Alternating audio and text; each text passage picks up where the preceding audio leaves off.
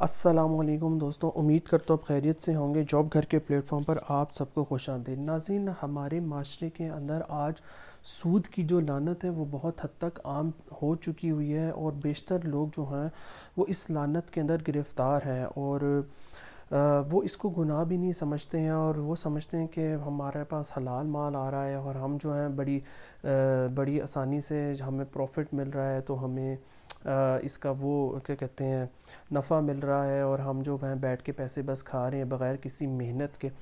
تو بات یہ ہے کہ بغیر محنت کے جو مال ہے ضروری نہیں ہے کہ وہ حرام ہی ہو۔ بات یہ ہے کہ اگر وہ سود کی غرض کے اوپر آ رہا ہے اور بغیر محنت کے آ رہا ہے تو وہ پھر حرام ہے۔ جب سود شامل ہو جائے گا تو وہ حرام ہے۔ اس کی وجہ یہ ہے کہ قرآن مجید کے اندر اللہ تعالیٰ نے کلیئرلی فرما دیا ہے کہ سود خور جو ہے اس کے خلاف اللہ اور اس کے رسول اعلان جنگ کرتے ہیں۔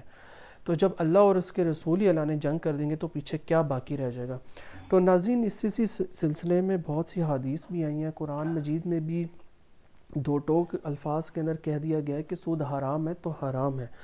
حضرت ابو ہریرہ رضی اللہ تعالیٰ عنہ سے روایت ہے کہ رسول اللہ صلی اللہ علیہ وآلہ وسلم نے ارشاد فرمایا کہ سود کے گناہ کے 70 حصے ہیں، ایک معمولی سا حصہ یہ ہے اور اس کا گناہ ایسا ہے جیسے کوئی شخص اپنی ماں کے ساتھ زنا کرے۔ استغفر اللہ۔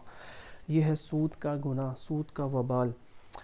اسی طرح حضرت ابو ہریرہ رضی اللہ تعالیٰ عنہ فرماتے ہیں کہ رسول اللہ صلی اللہ علیہ وآلہ وسلم نے ارشاد فرمایا کہ ایک زمانہ ایسا آئے گا کہ سوائے سود کھانے والوں کے کوئی باقی نہ رہے گا، اور اگر کوئی شخص ہوگا بھی تو اس کا سود کا بخار پہنچے گا، یعنی اس کا سود کا اثر ایسے پہنچے گا، وہ ایک روایت میں ہے کہ اس کو سود کے غبار پہنچے گا۔ ابن ماجہ میں بھی اور مشکات میں بھی یہ حدیث ہے۔ یہ اسی طرح حضرت جابر رضی اللہ تعالیٰ سے روایت ہے کہ رسول اللہ صلی اللہ علیہ وسلم نے لعنت فرمائی ہے سود کھانے والے پہ یعنی لینے والے پر، اس کے کھلانے والے پر یعنی دینے والے پر، اس کے لکھنے والے پر اور اس کے گواہ پر، اور فرمایا کہ یہ سب برابر ہے۔ تو ناظرین، بہت سی ایسی اور بھی حدیث ہے جس میں سود کی جو حرمت ہے اور سود کا جو وبال ہے اس کو دو ٹوک الفاظ میں منع کیا گیا، اور اس کو بتایا گیا ہے کہ سود آپ نے نہیں لینا، آپ نے سود نہیں کھانا، چاہے وہ بینکوں سے آ رہا ہو۔ اب بینکوں میں بھی ہمارے معاشرے میں دو طرح کے بینک ہیں نا، ایک اسلامی اور ایک کنونشنل۔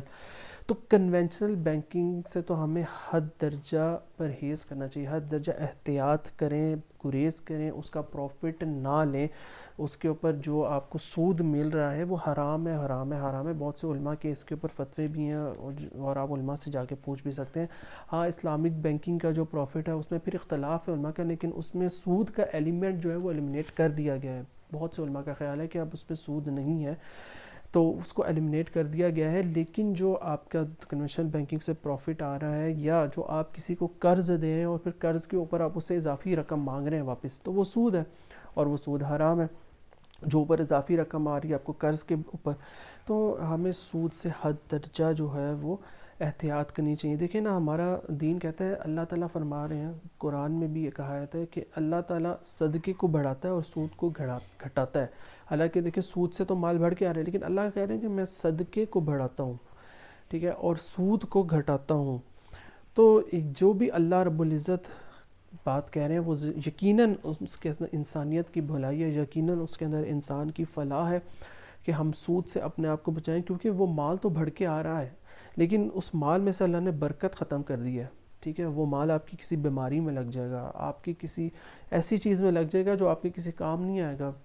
وہ مال جو آپ کے پاس آئے گا حرام کا، وہ مال آپ سے اللہ کسی نہ کسی طریقے سے نکلوا لے گا۔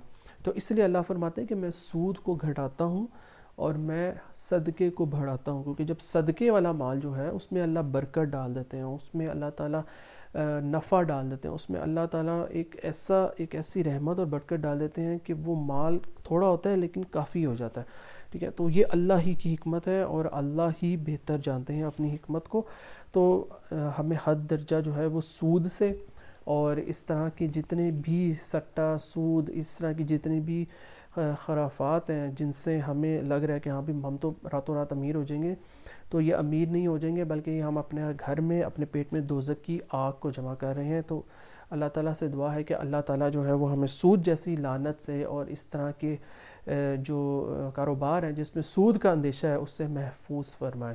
تو ناظرین اب تک کے لیے اتنا ہی، اپنا خیال رکھیے گا، ٹیک کیئر، اللہ حافظ۔